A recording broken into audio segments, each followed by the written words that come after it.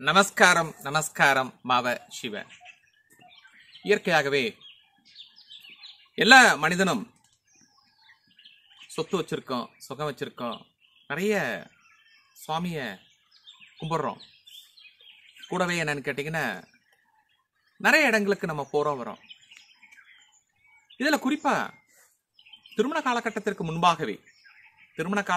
முன்பாகவே எவர் ஒருவர் லக்னத்தில் கேதுவோ அல்லது லக்னத்தில் ராகுவோ அல்லது 4ஆம் எண்ணில் பிறந்திருந்தாலோ 13இல் பிறந்திருந்தாலோ 22இல் பிறந்திருந்தாலோ 7இல் 16இல் 25இல் பிறந்திருக்கிறாரோ அல்லது ஒரு கேது திசை வந்திருக்கிறதோ அல்லது ராகு திசை வந்திருக்கோ அல்லது சனி திசை வந்திருக்கக்கூடிய காலகட்டத்தில் திருமண காலகட்டத்திற்கு முன்பாகவே இது போன்று பறந்து விரிந்து இருக்கக்கூடிய மலைகள் மலை சார்ந்த இடங்கள், இது போன்று மலை சார்ந்த இடங்களுக்கு 3 மாதத்திற்கு ஒரு முறை சென்று ஒரு half a day இல்ல ஒரு நாள் தன்னுடைய பயணத்தை அவங்க செஞ்சுட்டு வரும் பொழுது இந்த கிரகங்கள் பூரா என்ன ஆகுதுன்னு கேட்டீங்கன்னா இவர்களை நாம் யார், எதற்காக இந்த லோகத்தில் பிறந்திருக்கிறோம், எதை செய்ய வேண்டும், எதை செய்யக்கூடாது என்பதற்காக அப்படியே அந்த கிளைமேட் எல்லாம் மாத்தி நம்மளை அப்படியே சாஃப்ட் பண்ணி அந்த கிரகத்தோட வலிமையை அப்படியே குறைச்சிரும். திருமண காலகட்டம் வரும்பொழுது என்னன்னு கேட்டீங்கன்னா அதோட தாக்கம் குறைந்து விடும்.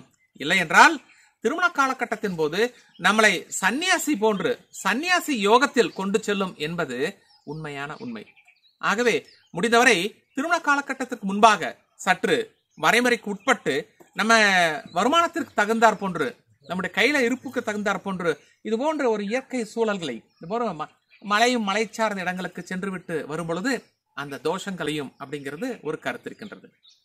அடுத்தது திருமண காலம் எனக்கு ஆயிடுச்சு, எனக்கு வயசு 40-45 வயசுக்கு மேல ஆயிடுச்சு.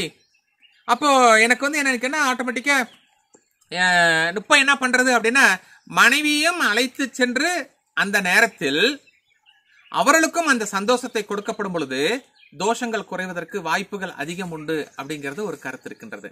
ஆகவே நம்பிக்கை இருப்பேன் 3 மாதத்திற்கு ஒரு முறை அல்லது 6 மாதத்திற்கு ஒரு முறை அல்லது வருடத்திற்கு ஒரு முறையாவது இது போன்று மலை சார்ந்த இடங்களுக்கு சென்று தாங்களும் அந்த சந்தோஷத்தை, இயற்கை சூழலை அனுபவித்து குடும்பத்திற்கும் அனுபவிப்பதற்கு ஒரு வாய்ப்புகள் கொடுக்கும் பொழுது மனிதனாக இருப்பதற்கு உண்டான வாய்ப்புகள் அதிகம் உண்டு. அன்புடன் டாக்டர் ஏஎஸ் மகேஸ்ராஜன், மாவ சிவ. மிக துல்லியமாக வாஸ்து முறைப்படி வீட்டு பிளான்கள் மற்றும் தொழிற்சாலை பிளான்கள் வரைந்து தரப்படும். Gold time numerology.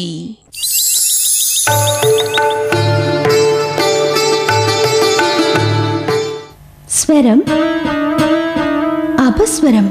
ஒரு சில எழுத்துக்கள் மாறுறதால அர்த்தம் எவ்வளவு மாறுது பாத்தீங்களா?